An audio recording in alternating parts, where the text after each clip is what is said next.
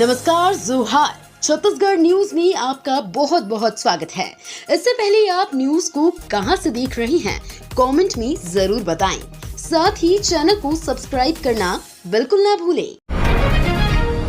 मुख्यमंत्री साय बोले, मनता तरीतों को नहीं मिलना चाहिए आरक्षण का लाभ, कांग्रेस पर भी साधा निशाना। साय ने दावा किया है कि मनता तरीत तबके के लोग अनुसूचित जनजाति को प्राप्त आरक्षण के 70% तक का लाभ ले रहे हैं।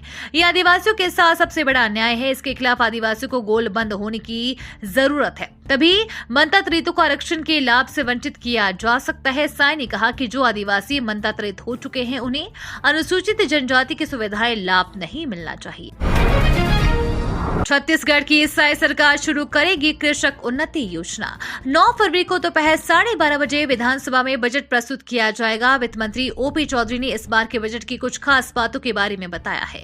सदन में वित्तीय अनुपूरक बजट में किसानों के लिए 12,000 करोड़ का प्रावधान पेश किया गया है। इससे राज्य सरकार कृषक उन्नति योजना की शुरुआत करेगी। इससे ये तो साफ है कि इस बार छत्तीसगढ़ के बजट सत्र में किसानों के लिए काफी कुछ खास है।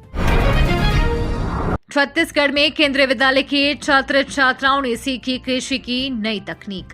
छत्तीसगढ़ में शैक्षणिक भ्रमण कार्यक्रम अंतर्गत केंद्रीय विद्यालय नारायणपुर के 150 छात्र छात्राओं द्वारा कृषि विज्ञान केंद्र के प्रदर्शन प्रक्षेत्र का भ्रमण किया गया। भ्रमण में आए छात्र छात्राओं को संस्था के वरिष्ठ वैज्ञानिक एवं प्रमुख श्री डॉक्टर दिव्येंदु दास ने कृषि विज्ञान केंद्र की कार्यप्रणाली के साथ साथ मृदा स्वास्थ्य प्रबंधन एवं प्राकृतिक खेती की जानकारी दी गई।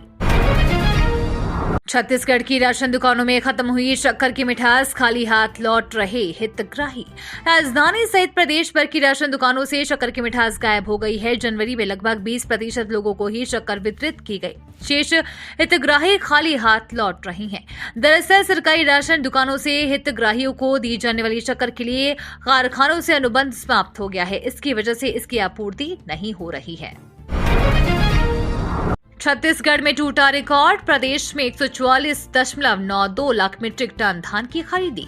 छत्तीसगढ़ में इस बार समर्थन मूल्य में सभी धान खरीदी केंद्रों पर बम्पर धान की खरीदी हुई है। पूरे प्रदेश के किसानों ने बढ़ चढ़कर समर्थन मूल्य में खरीदी केंद्रों पर अपना धान बेचा। धान बेचने की अवधि बढ़ाए जाने से प्रदेश के 20,000 किसानों को सीधे फायदा मिला और बीते 4 दिनों में 2.5 लाख मीट्रिक टन से अधिक धान की खरीदी हुई।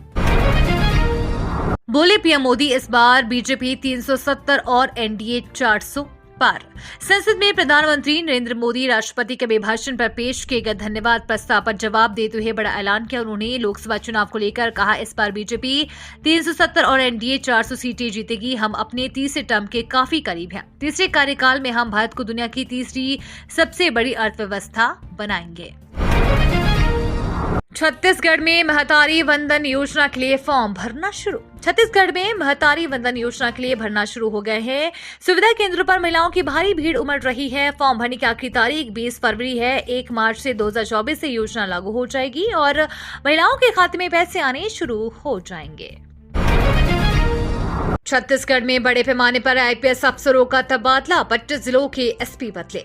छत्तीसगढ़ पुलिस में बड़ा फेरबदल हुआ है। राज्य सरकार ने देर रात आईपीएस अधिकारियों का तबादला कर दिया है। इनमें कई जिलों के पुलिस अधीक्षकों का नाम भी शामिल है। जारी आदेश के मुताबिक 2011 बैच के आईपीएस संतोष सिंह अब रायपुर के नए एसपी होंगे। इससे पहले रायपुर की कमान संभाल रहे प्रशांत अग्रवाल को छत्तीसगढ़ सशस्त्र बल बस्तर क्षेत्र में उप पुलिस महानिरीक्षक की जिम्मेदारी दी गई है।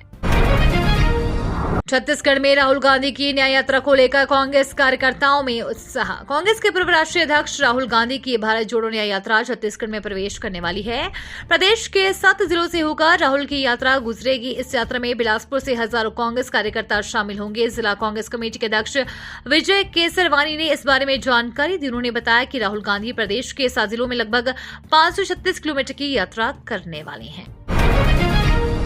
छत्तीसगढ़ में अब लगने वाला है स्मार्ट मीटर। बिजली चाहिए तो करना होगा मोबाइल की तरह रिचार्ज। प्रदेश में स्मार्ट मीटर लगाने का काम इस माह से प्रारंभ हो जाएगा। सबसे पहले सरकारी दफ्तरों और ट्रांसफार्मरों में स्मार्ट मीटर लगाए जाएंगे।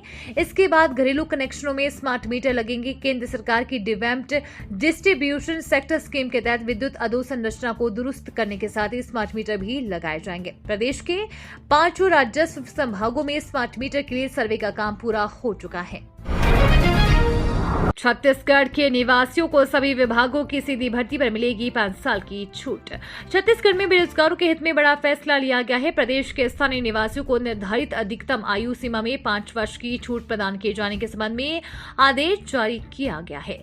आयु सीमा अब तक 35 वर्ष थी, जो बढ़ाकर 40 वर्ष कर दी गई है।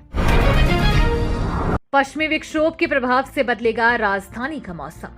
राजधानी रायपुर में एक बार फिर मौसम का मिजाज बदलने वाला है। शहर में बादल छाए रहने की संभावना है। मौसम विभाग की माने तो अभी बंगाल की खाड़ी से नमयुक्त हवाओं के आगमन होने की संभावना बन रही है। इसकी वजह से बादल छाए रहेंगे। हालांकि इसकी वजह न्यूनतम तापमान में कमी होने के कोई आसार नहीं है, बल्कि वृद्धि जरूर संभावित है।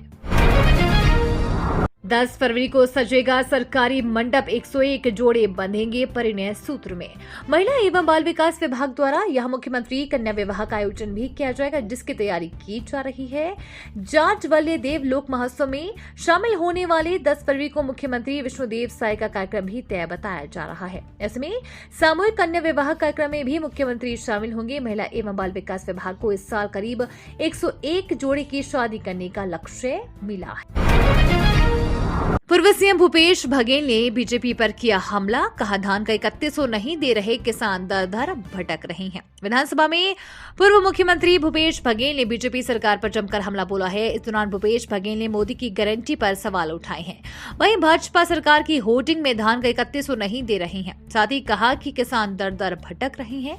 ऐसे में राजीव गांधी किसान न्याय योजना की चौथी किस्त भी सरकार नहीं दे रही है। हम किसानों और आम जनता के लिए एटीएम थे, तो ये तो बैंक बन गए हैं। यहाँ का सीधा पैसा तो अडानी को जाता है। भारत की तरफ किसी ने आंख भी उठाई तो मिलेगा मुंहतोड़ जवाब, कांग्रेस के आरोपों पर बोले राजनाथ।